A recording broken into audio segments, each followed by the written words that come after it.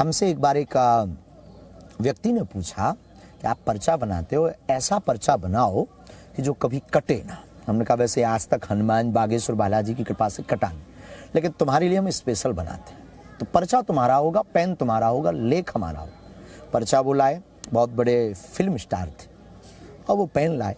बैठे बैठे हम बात ही कर रहे थे, हमने 2 लाइनें लिखी। हमने कहा अब तुम्हारे बाप में दम नहीं है कि ये काट दो। वो चौंके। उसमें हमने लिखा था मरना तय है, अब इसमें दम हो तो तुम काट के बताओ।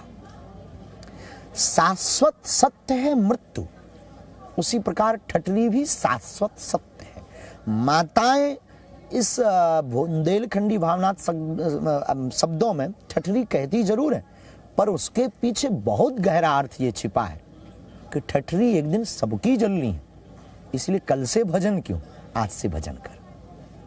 तो हमें तो नहीं लगता कि ये गलत है, या कई लोग जो आलोचना हमारी करते हैं उनकी निज दृष्टि है।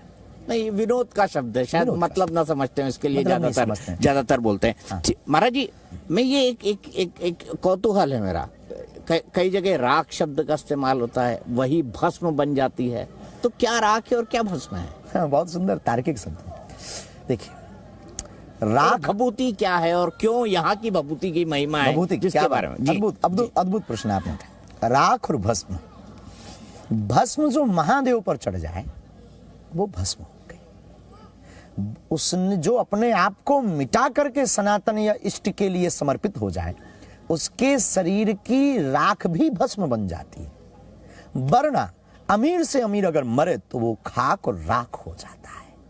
तो राख वो है जो सनातन के काम नहीं आया, इष्ट के काम नहीं आया, समाज के काम नहीं आया। उसके शरीर के जलने के बाद बचने वाली वस्तु राख है। लेकिन अगर वही इष्ट के काम आ जाए, सनातन के काम आ जाए, तो वो भस्म बन जाती है।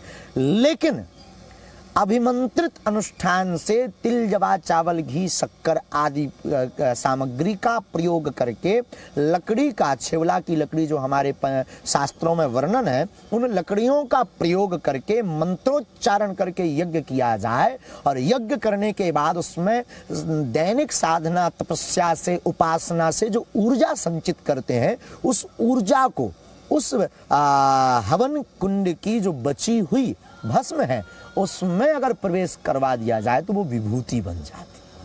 और भभूति ही विभूति बनाती है, और भभूति ही भस्मीभूत होने से, राख होने से बचाती है। भभूति ही नकारात्मक ऊर्जा से बचाती है। तो हमारे शास्त्रों में भभूति का बड़ा महत्व है, और साधक सिद्ध परंपरा में तो भभूति का बड़ा महत्व है। महादेव को भस्म चढ़ाने के बाद फिर उसको लगाने का बड़ा महत्व है। तो महादेव पर, इष्ट पर चढ़ने वाली राख भस्म हो जाती, और भस्म जब अभिमंत्रित हो तो वो भभूति बन जाती।